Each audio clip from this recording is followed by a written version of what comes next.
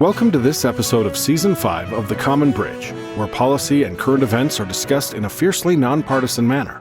The host, Richard Helppie, is a philanthropist, entrepreneur, and political analyst who has reached over 4 million listeners, viewers, and readers around the world. With our surging growth in audience and subscriptions, The Common Bridge continues to expand its reach. The show is available on the Substack website and the Substack app. Simply search for The Common Bridge. You can also find us on YouTube and wherever you get your podcasts. The Common Bridge draws guests and audiences from across the political spectrum, and we invite you to become a free or paid subscriber on your favorite medium.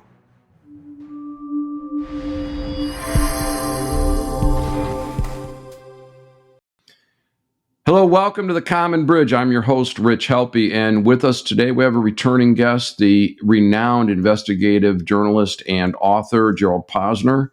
Gerald, of course, author of many books, including the definitive Case Closed about the John F. Kennedy assassination and Killing the Dream, also the definitive work about the assassination of Martin Luther King.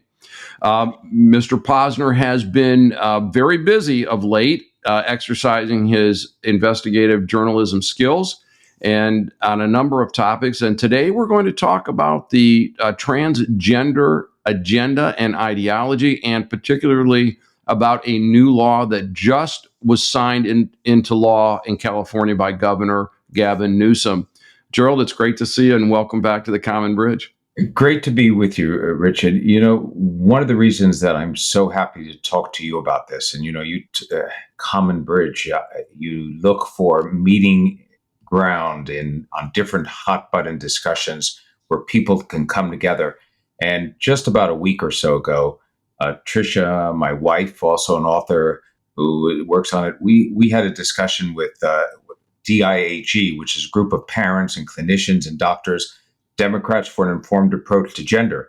They think that the party's approach on gender, which we're going to talk about today, is wrong, but they are so important because I think that our partisan divide that we have in this country, a lot of times you mention an issue and it immediately gets categorized into one group or another. So if you talk about gender and say, by the way, I think that the science isn't there and that maybe children are being harmed if they're 15 and 14, 13 years old and they're making decisions that will affect the rest of their life, somebody will say, well, you must be a right-wing a Republican. No, not at all. As a matter of fact, it has nothing to do with politics, although politics gets involved in there. It really has to do with the issue itself. And that's unfortunate. You know, if you mention the border, people immediately think you either want an open border, you want a closed border. There's no middle ground. And losing the middle is one of the worst things that's happened in this polarized atmosphere that we are living in, because people jump to their corners immediately and defend positions without looking at the information and data. And that's really unfortunate because I'm sort of evidence driven. You want to change my mind on a conclusion I've reached? Okay, I'll be open to it, but you need to present the evidence to me as to why I'm wrong. And if you can, and I see that credible evidence and I say, okay, I didn't realize that, then I'll move my position. But you can't just do it by shouting. And that's unfortunately, gender is one of those issues, and I've seen it. I know from the direct messages I get and the emails I get, there are a lot of people that respond automatically by, saying, oh, you're transphobic, you're a bigot, you're whatever else, and you can't therefore have the discussion because you're put into a category. That's really a shame. We're descending into tribalism. And the thing with tribalism, my understanding, is that tribalism only works if you think you are going to eradicate everybody in the other tribe.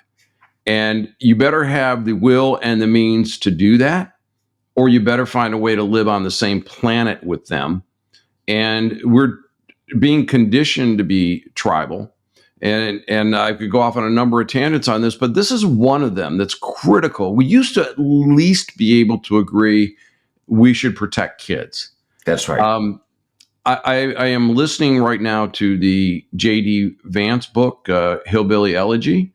And when he was 8 or 9, he told his mamaw he thought he might be gay because of the way it was described. Because, well, like his best friend in the world was this other guy, that's who he wanted to be with all the time. And his grandmother, said, well, first of all, you're too young, and second of all, even if you are, not a problem.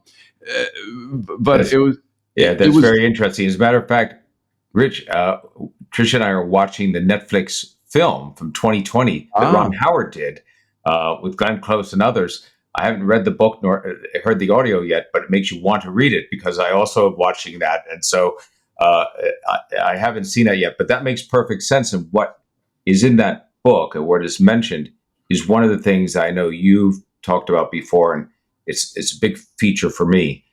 That is that the idea here, we have this thing called puberty blockers, hormone blockers that, and the whole purpose of those, which are given off-label, the FDA hasn't approved them for that purpose, is it before a child starts puberty, you go ahead and you give these very powerful drugs to them, and they don't then go into their birth sex puberty. So if you're a boy, you don't get testosterone. If you're a girl, you don't get estrogen. And then if you decide, by the way, I really want to be another gender, how you do that at 12 and 13 or 11 years old, I'm not sure how, then they start you on what they call cross-sex hormones, which are the hormones of the opposite sex, and then eventually there can be surgery down the road. The problem is that the original researchers who in 1998 came up with puberty blockers as this theory, which has been proven to be so dangerous, they were Dutch. Even those Dutch researchers said in their early work, by the way, the one thing you should not do is have any social transitioning of children, because if you allow them to use pronouns they want, you allow them to dress in the dress of the gender they think they want to be with, they're going to get into this medical pipeline much faster, and we're going to get what they call false positives. Well, false positive, as you know, in a clinical test is when you get a result that looks as though it's positive, but it's not real. Now you get a false positive with a child who's deciding they want to be a different gender, and they have surgery or amputations of body parts to try to get there. That's not such an easy false positive to reverse. So the Dutch were counseling patients. Let's see if this is a transient adolescent phase. Is this something that children go through where they love dinosaurs one week and then they're crazy about drones and then they want to go ahead and they're into Barbie, and the next thing you know, they think they are an opposite gender? Will you allow it to pass? The problem in part is the gender progressive activists have said, we've got to push the pipeline along because if we don't, these children might commit suicide. They're so stressed about who they are. And therefore, we've raced the process along. We pushed them into the medical pipeline. And I think we are leaving behind a litany of damaged children. And, every prediction you make is subject to being wrong, but I really do believe, based upon the year of research that I've done now on this in depth, that in 5 years or maybe less, maybe longer, we will look back at this as one of the great medical scandals of modern American medicine, like we look back on lobotomies, that how was it possible that society thought it was a good idea to try to physically change the sex, which is impossible, of children? The parallels with lobotomies are stark. You're dealing with emotional or mental conditions, or just regular old puberty. I was made aware this past week. A young woman, 30 years old now, at 18, wanted to change her name. The students in the class were advised now to use her male name, and she now says, "I am so glad my parents drew the line at any kind of medication or surgeries." So she went through a period of, very short hair and masculine affectations.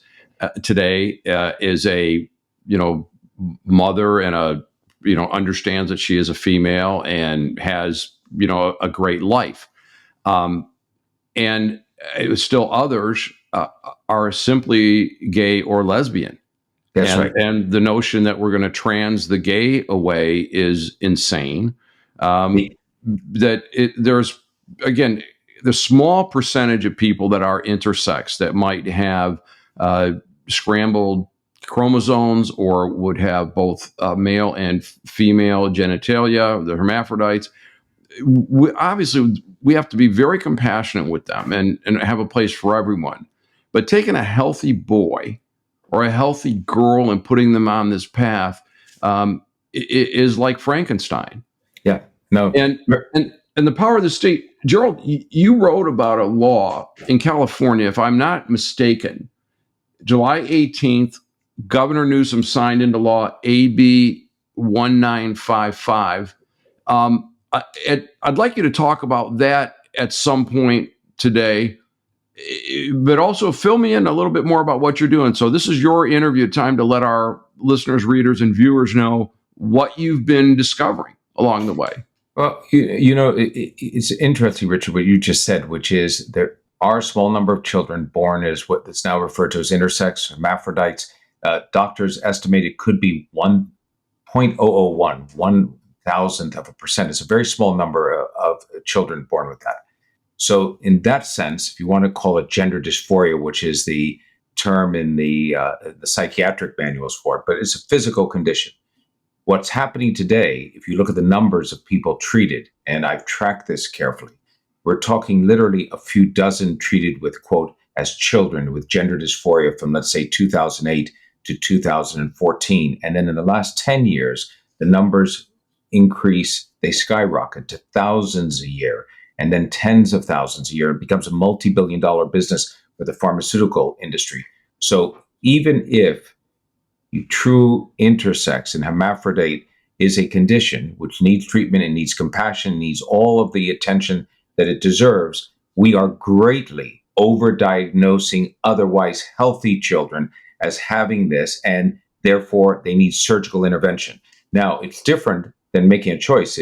If somebody is gay, they know that they feel they were gay and they announce that they're gay. They need no surgical modification to live their lifestyle, be fully satisfied. They can be married, they can have surrogates, they can have children. The entire process follows through. But here, you need surgical modification if you think you can make this change. And by the way, what I've discovered is there is no such thing as a transition to another sex.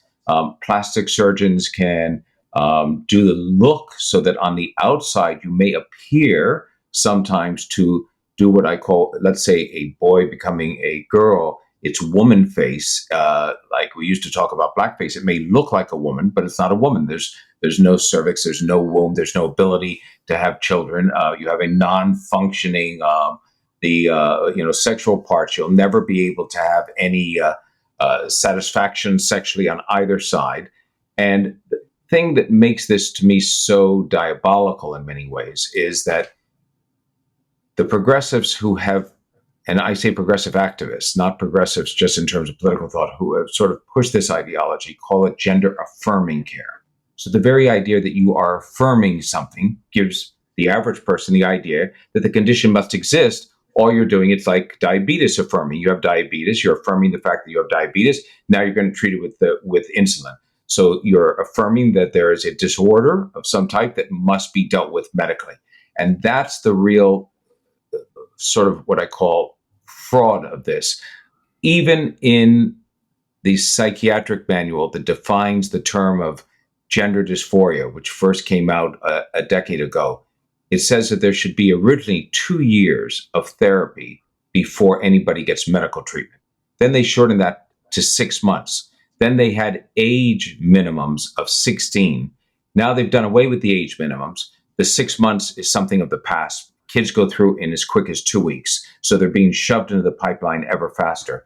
And I think that what is happening here is I've talked to a number of psychologists, children's psychologists, and they all say it's impossible for a child under the age of 18 to, probably even from 18 to 2021, but at least at 18 they're an adult, but impossible for a minor to give fully informed consent because as adolescents they have no idea of what permanent consequences are.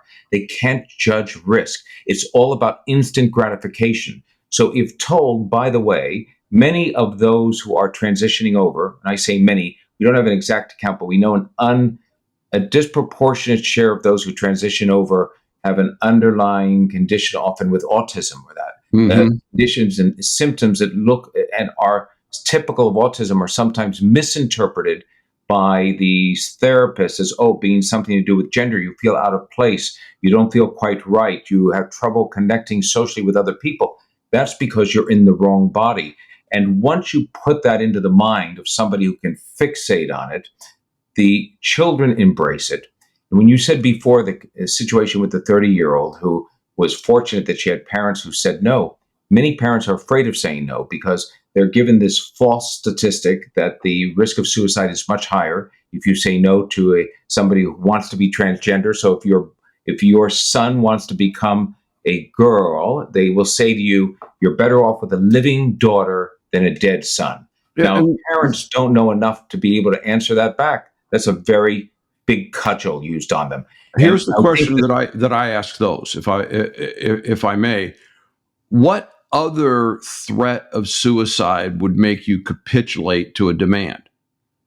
the essentially there is none. But I will say this, and I've looked into this because I think that this is an important statistic. It was sort of first came up by the Human Rights Commission, then the Trevor Report, which does a lot of good work. A lot of these organizations, LGBT organizations that have also taken on the trans initiative and become, advocates for it, do a lot of good work inside the lesbian, gay, bisexual community. They do real work on AIDS and on information and everything else.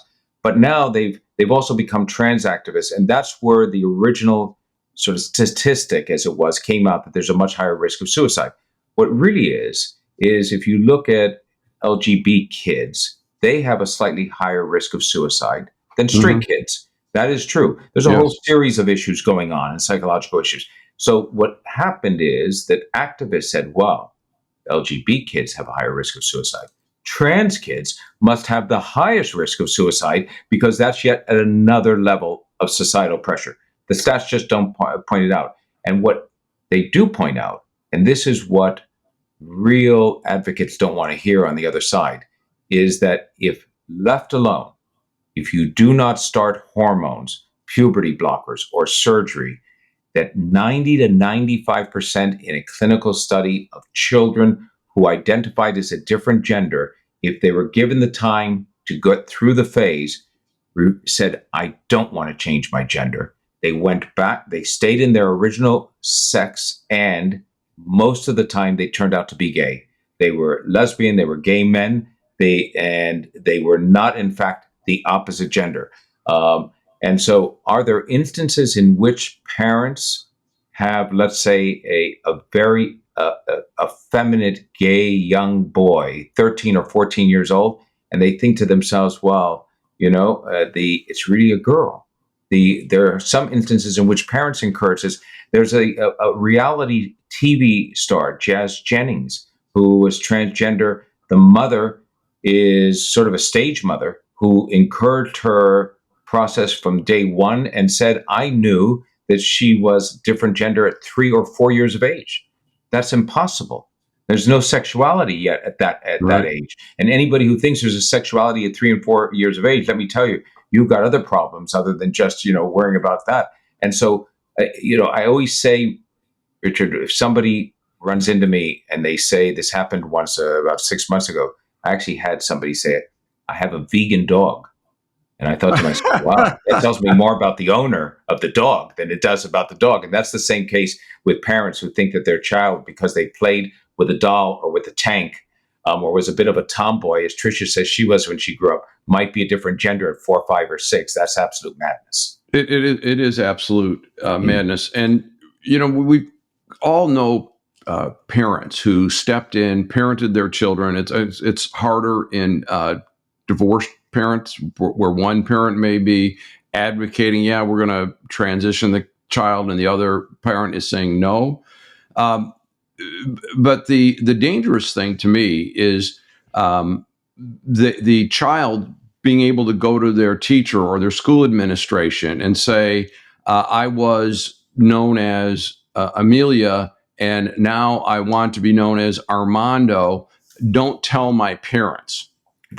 So you're right. And you know what? Now you don't even have to say as a child, don't tell my parents, because what you mentioned before, the law, Assembly Bill 1955, passed in a real heated debate in the California legislature, originally the brainchild of the LGBTQ caucus in the California legislature, which is the largest of any legislative body in the country. About 10 to 11% of all the assemblymen and senators, they identify as LGBT. They came up with this bill that says, okay, if a child says they want to be identified by the pronouns, different pronouns, or they identify as a different gender, they want to wear something different, the teachers at the school, those who are the therapists, those who are the counselors, those who are sport coaches, everybody else, they cannot tell the parents because they're barred from doing it. The philosophy behind this, what seems to me such an insane bill, is let's not have conversion therapy. So gay activists have often said, and correctly so, because there would be churches and others and individuals who would think that they could convert a gay child back to being straight. It doesn't happen. It's in the DNA in essence, and there's terrible stories about conversion. Now, the advocates inside the California state legislature said, you know what? We think that parents will be doing the equivalent of conversion therapy. If you go back and a school tells those parents that the child is identifying as a different gender, we're going to have parents who are trying to convert the child back.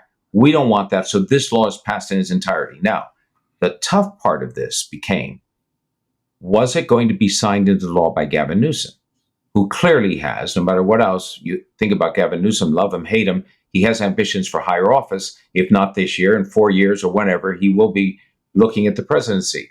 And I thought to myself, I wonder if he's going to make the decision on this bill with an eye to the future, to what the rest of the country thinks, play politics with it, and maybe veto it. He wouldn't say beforehand. Last year, he vetoed a bill that the legislature had also passed that said that you could consider the views of a parent on transitioning, a child transition in divorce proceedings or child custody. So in a child custody matter, if the child said, I want to be a different gender, and one parent said, I'm against that, that would work against them in a child custody fight. Believe it or not, Newsom vetoed that. So I thought, oh, a rare moment of sanity. That was good.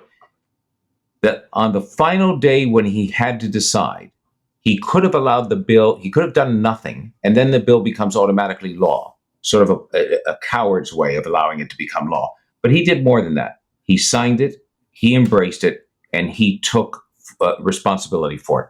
And I have to tell you that this is the most anti-parent, if you want to call it a war on parents bill, that now exists in the United States. It's the leading edge of putting the school in between the child and the parent.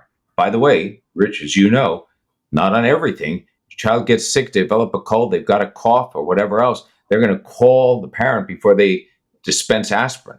But on the questions of gender, they're going to keep that completely separate, and they think protect the child. What they've really done is they've inserted the school system, the bureaucracy in the state between the parent and the child. And what I'm interested in is, this isn't a political issue that has come up on the radar in politics. There are a lot of us who are outraged by it.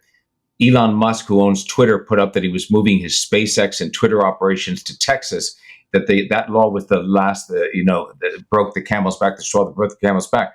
But when you ask voters what they're voting for in the 2024 presidential elections, they say inflation, they're upset about what's happening at the border, crime, whatever else. But you don't really see gender as an issue. Kamala Harris, a California attorney general, friends with Gavin Newsom, a lot of people, very progressive on gender issues. She's talked about the mistakes she thinks the Trump administration made in reversing the ban on transgender military service. I wonder what her position is on AB 1955. I wonder if she supports that or not.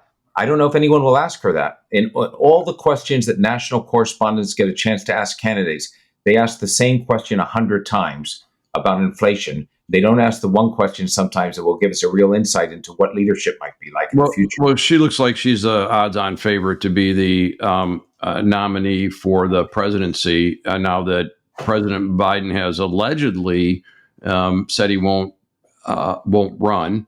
Although that was the oddest thing, that it was a letter on Twitter where people used to rail against mean tweets from former President Trump, but embracing this letter on plain letterhead that says, I'm voluntarily giving up a run for the most powerful office in the world. and nobody's seen the guy for a few days. Yeah, it's very interesting you say that, because Tricia, my wife, said the other day to me last night, she said, "Yeah, I'd like some proof of life." No, but she said that only half in jest, but meaning that where is he? And you're right. It doesn't follow the traditional format of releasing something as a press statement, releasing it from the White House or on the White House communication. It goes to X. Nobody in the Democratic Party really likes Elon Musk. They don't want to make his platform the news source. It was so odd. For a moment, I thought it had been hacked. My first reaction when I saw it is somebody hacked the president's X site. And we're about to find out in 5 minutes that is the worst prank in the world. It turned out to be true. Yeah, and we don't know who's operating that. But on this bill in California, that if the populace doesn't want this, and I can't imagine any parent saying, Charlie, if you want to become Charlotte, and you're not comfortable with me, just work it out with the school and keep me in the dark, said no parent ever. And California is effectively a one-party state. Right. There is no effective Republican Party anywhere in the state. The Assembly and the governor's office, all the statewide offices, all held by Democrats. Are there not voices in the Democratic Party of California that can stand up for kids? And maybe as a broader, what does this mean for the country as a whole going forward if we start sliding into this tribalism and one-party rule? Yeah, no, I think that, look, there's certainly a danger to one-party rule, and whether it happened to be Republican or Democratic, but in California, it's Democratic. And the very idea that you were able to change a few cycles ago the elections so that the top two vote getters get to run in the office, as opposed to necessarily a Republican against a Democrat, means that you have just two variations in many instances of the same party. And there was a real fight, by the way. I was going to write a Substack about this bill inside the legislature. Somebody walked out. They were yelling at each other. It was the Republican minority and the Democratic majority. So things do get passed. Now, sometimes the governor, as we said before, on the bill on whether transitioning for minors could be used as part of child custody, vetoed that. Sometimes the governor, in this case Newsome, goes against the grain and went against the parole board and kept Sirhan in prison, even though they had said to release him. So there are those moments when the legislature on the whole, and this from being in California, I grew up in San Francisco. I went to college at Berkeley. I went to law school at Hastings before moving back to New York to practice law in 1978. I follow, many of my friends are still in Northern California. I follow California politics as carefully as a Floridian could follow it. And the legislature is further left than the governor. It is really a progressive legislature. And there's no doubt about it. We say all the time, when I say we as commentators, well, that seems to be something that would get under the skin of the public. This bill, for instance, would anger a lot of parents. But will those parents vote in November for a different representative? I'm not sure. Will they have a choice that is remarkably different? I'm also not sure. Well, they may be victims of the tribalism. Look, we just saw it in Manhattan with a crazy verdict. And I looked at that, the jury, they're not going to go home and say, yeah, I voted to acquit Trump. Okay, they just can't do it. They'll be tossed out of the tent. But on the research that leads up to laws like AB 1955 and laws in Washington and Oregon that also follow the same philosophy, two big things. The organization called WPATH, WPATH, and most of what I've read about this is that it was circular citations going around and no real research behind it. And I did go looking, and I'm above average at reading medical data. And then also the CAS review, it's a 4-year study out of the UK. And the CAS review basically said, hit the brakes on this. And the National Health Service over there has began closing their gender clinics in the UK.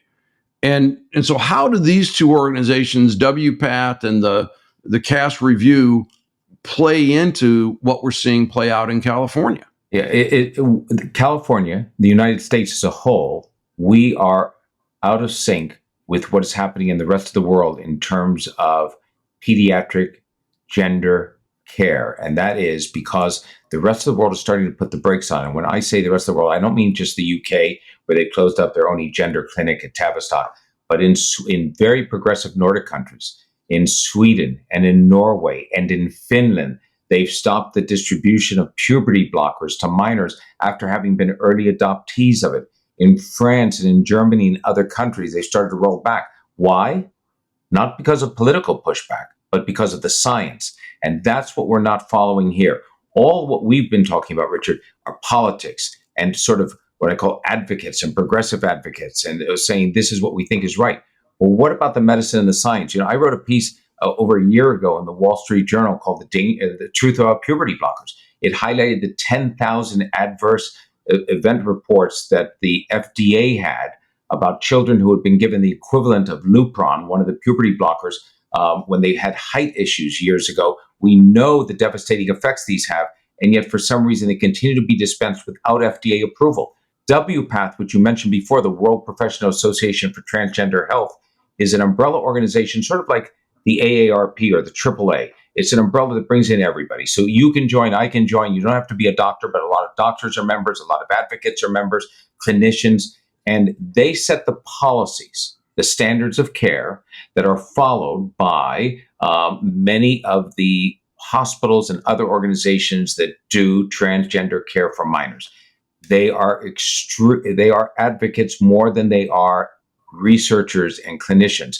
One of their most prominent members is Admiral Rachel Levine, the first transgender 4-star admiral ever, who's the Undersecretary of Health, who's a member of the organization, and has said that they do great work. We now know from emails that have been released that she was encouraging them to go ahead and remove the age restrictions, the minimum age restrictions on when children could start to have treatment. And I got a call about 6 or 7 months ago from Michael Schellenberger, who's the California journalist who's done some great work. He has an organization now called Public. And he said to me, I've had some whistleblowers come forward and they have released to me files from inside WPATH that show the extent to which that organization does not believe that children can give consent, and they know the side effects are terrible and they're ignoring it. I'm going to do a big piece on it, which he did, called the WPATH files. And do you want to share the information with you and you can write about it? And I said, sure. And I did. And I wrote a long piece in the New York Post at the time. This is a disgrace. WPATH should have been finished when Schellenberger broke the story on them. It proved that they are not really doctors looking out for the best interests of their patients as much as they are advocates looking to advance an ideology and ignore the evidence completely. And then you mentioned the Cass report. The Cass report is by a pediatrician, a well-respected pediatrician in the UK, who was given the task by the former government to go ahead and investigate and rely on and look at different studies that were peer-reviewed, everything that's been published, like a meta-analysis, find out what the status is when it comes to puberty blockers. Are they safe? Are they not? Should they be dispensed to minors? And her report, 377 pages, is a devastating indictment of the failure of doctors and other organizations around the world to do their homework.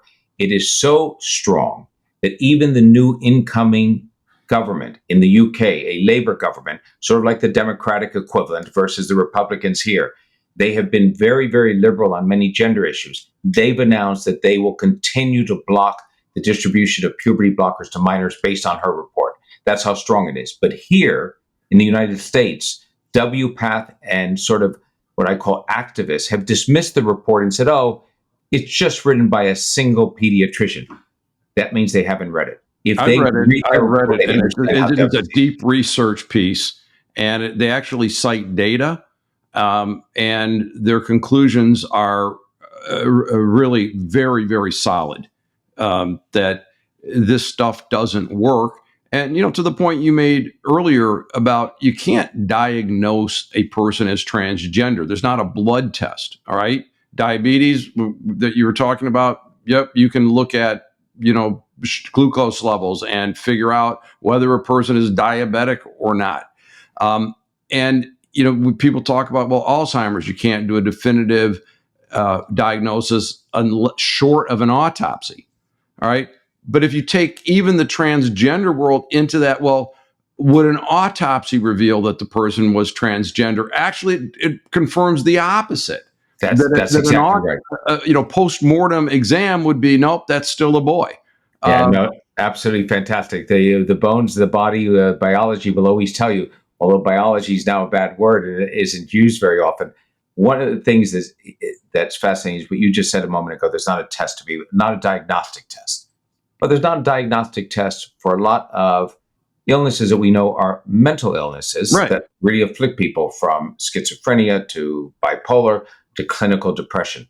But there's a big difference. I wrote a piece about this called "Who Put the Kids in Charge?" What I mean by that is, if you walk into a psychiatrist's office and you say, by the way, I'm bipolar or I am clinically depressed, the psychiatrist does not accept your word of what your situation is and then put it into the medical record and dispense drugs to you based upon that. They will start to analyze. They will sit down with you. They'll have talk therapy. They'll figure out whether you're right in your judgment. But when a child appears before a therapist or it says, by the way, I'm not John, I'm Joanne, the therapist, by the rules of WPATH and other progressive organizations, is barred from challenging that. They have to accept it. So it's like saying, oh, you're right. They have to affirm it, because otherwise they're afraid that by doing the opposite and challenging the child would be the equivalent of conversion therapy. So we're in this mad world where it's the only area of that is dealt with in terms of psychologists and psychiatry, in which affirming is the key way to approach it. And let me tell you, it gets even worse. I wrote a piece again in the New York Post about the American Psychiatric Association. Now, we think of psychiatrists as the first line of defense to stopping children from getting medical care. They've just adopted last year a medical textbook for the first time on gender, which is one of the most aggressive, affirmative, pro-fast trans books I've ever seen, written by a young psychiatric resident who himself is transgender. And I think it's remarkable to me that the medical associations that we put faith in, the American Pediatric Association, the American Psychiatric Association, the American Medical Association, instead of being the guardians of children, they have become instead cheerleaders for a non-science-based, non-medical-based ideology that is leaving thousands of victims in its wake.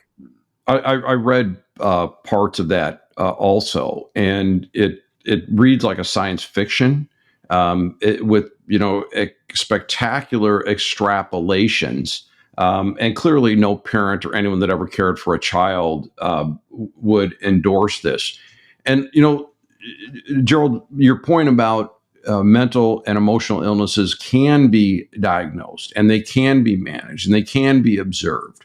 And we come back to lobotomies. Somebody thought, hey, we can surgically change someone's emotional or mental condition. We can't. A responsible plastic surgeon, for someone that wants a cosmetic change, the first question is, what do you think will be different after the surgery? And we've seen, fringe women from time to time that want to get so much plastic surgery they look like the Barbie doll. Or there was a fellow some years back that wanted to look like Michael Jackson, and he apparently found doctors to do that. But if I went into a surgeon's office today and said, I identify as a one-arm guy, I want you to take this arm off, they would immediately begin treating me for a mental health issue. Right. But if I come in and say, I want to change my genitalia, they'd be like, right this way, we're going to affirm you. And that shows you how insane this is. One of the, it's hard. It depends on. Tuesday, I'm mad at the pharmaceutical companies for doing puberty blockers and cross-sex hormones. Wednesday, I'm mad at the plastic surgeons for doing all the surgery. Thursday, I'm mad at the government policymakers that want to. So it depends on the day. But the plastic surgeons, on those days when I'm particularly mad at how plastics as a field, those doctors who have embraced it, I've looked at their study, it's just, you wonder how they can keep their medical licenses in some cases going forward. There's a view now among a few of them who have carved out hundreds of surgeries that they've done. They specialize in what's called nullification. Now, that's unusual because we think of a child says, I want to be the opposite gender. They do the cosmetic surgeries to try to do that type of surgery. But nullification is which in a child says, I'm non-binary. I don't identify as male or female. The activists, and they are surgeons and therapists, say those children should not be forced into the binary false world that we have created over several millennia on this planet of men and women. So if you don't believe you're either male or female, nullification are surgeries that remove the sexual organs so that you can, in some cases, try to do two, but in the most cases, it removes them to the extent that girls have their breast off, boys have their penises taken off, and they want to look like a department store mannequin. You ever seen a mannequin without the clothes on before it's dressed? It just is this sort of neutral alien, space alien type body. Now, that to me is child abuse. That to me is somebody that you should think their medical license should be questioned. And I'm not talking one or two cases. It's not like the kid who wanted to look like Michael Jackson or the woman who wanted to look like Barbie. We're talking about hundreds of surgeries in the last couple of years. And WPATH, the World Professional Association for Transgender Health, has an entire section in which they've endorsed in their last standards of care nullification surgeries, and they talk about it in their own files. And the obvious thing to me, and I would imagine most thinking people, if you think the world is, oh, there's binary and non-binary people, isn't that in itself a binary? And, I mean, it is. And relative to the plastic surgeons, I had a guest on my show called, her name is Beth Bourne, and she did some investigative journalism and presenting herself to Kaiser in Northern California and saying that she thought she wanted to become more masculine and perhaps transition. And what she discovered was that the plastic surgeons love the breast removal procedure because they don't have to do much planning. If they're dealing with someone that suffered from breast cancer, they have to get the right tissue out and then do the rebuilding, and it's a much more difficult surgery versus, oh, I've got 40 minutes on my calendar, there's an open OR, we can remove those breasts, because it's a very imprecise and high revenue way to practice their craft. That's right. But Richard, what they've done is they've carved out specialties. So now what I call the most in-demand plastic surgeons who do the double mastectomy for young girls, they also do it, though, in a way different than it would be done for a woman who had breast cancer, in that they build up some of the tissue so that it looks more like a male pectoral muscle. Yeah. So not only is it taken off, but it can look a little bit more like a male muscle. In addition, this is hard to imagine. The more I get into the details of it, there are times I'm still slack-jawed. There's a contagion here. Kids have caught a contagion. There's no doubt about it. That's part of the increase. And on places like Reddit and on Instagram and on TikTok and other sites, hidden sites, these trans pro sites, the girls actually talk about where they want the scars. Do you want the scars from taking your breast off here? Do you want them here? Look I had 3 scars along here. It's a style thing. And now we're seeing the first wave, I call it a wave, of detransitioners. People who did have surgery, medical procedures to go to what they thought was the opposite gender, and then said, oh my God, this isn't what I want. And now they're trying to come back, which is almost impossible to do. And if you've had amputations, you're certainly not going to. Even if you haven't had the actual plastic surgeries, there are some things that will never change. So for girls who take testosterone, for instance, they develop some facial hair and a deeper voice. When they stop taking testosterone, they decide it's a mistake, the facial hair will go away, but the deep voice never changes. You can't bring that back. So we talked before for a moment we mentioned a couple of times lobotomies, and I think the people hear that will say, wow, that was such a crazy idea. How could that? People forget that the doctor who invented lobotomies got a Nobel Prize in Yeah. medicine. Yeah. There was a point at which that was thought of as an advance, believe it or not. Now we look back on it Monday morning and we see how terrible it was. But we forget sometimes that the medical community can make mistakes. They embrace things that are wrong, and they're doing it now. And another parallel, that lobotomies were performed on vulnerable people, often without their consent. And now we're in the situation where these hideous medications and surgeries are being performed on people, on innocent people, without their consent, because they can't give informed consent. And it's in the States, when you talk about one party control and a progressive look at it. In Oregon, perfect example. So Oregon changed its law about a year ago so that 16-year-old girls don't need a parent to be able to come in and sign the form if they want to get a double mastectomy. Oh, gee. They need the form signed by the therapist or that who's talking to them. That will be sufficient. But the state of Oregon also has a law that says if you want to use a sun tanning bed, you need to be 18. You need to have your parents' written consent and the written consent of a doctor. So the state protects children more diligently from the possibility of developing cancer from UVA rays on a suntan bed than it does for taking their breast off and having surgery. That's madness to me. It is crazy, and I still speechless about where are the voices protesting this.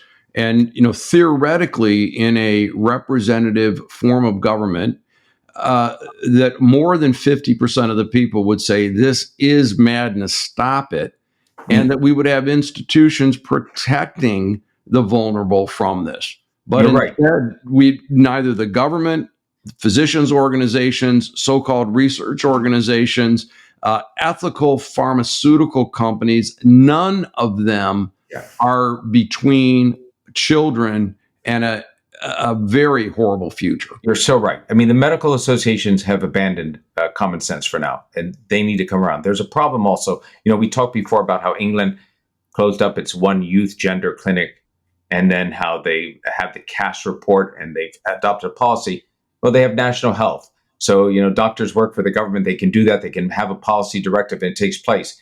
Here, if you have a federal policy, it's usually state by state. So California might be very progressive and Florida less so. And so it depends on what happens. In addition, the individuals talking out against it who are politicians are often Republican governors in red states. So it's DeSantis, it's in other states. And that immediately provokes the opposite reaction from progressives and Democrats who say, wow, that must be against children. So we can't go with that.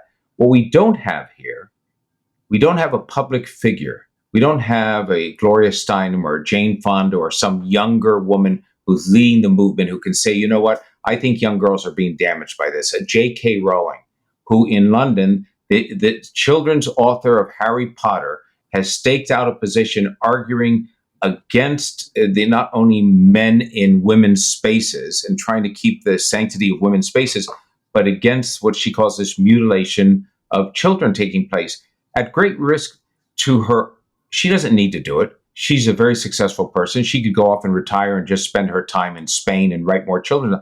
But she's become a public voice on this, and she's rallied a lot of women, so much so that in the recent campaign for prime minister, questions would be asked of the candidates based upon what she was putting up on Twitter. That's fairly remarkable. We have no one like that here. We don't have an advocate who is not a politician. I don't know how J.K. Rowling votes. I don't know if she voted for Labor or Conservatives because she doesn't tell you that. But she's strong on the issue.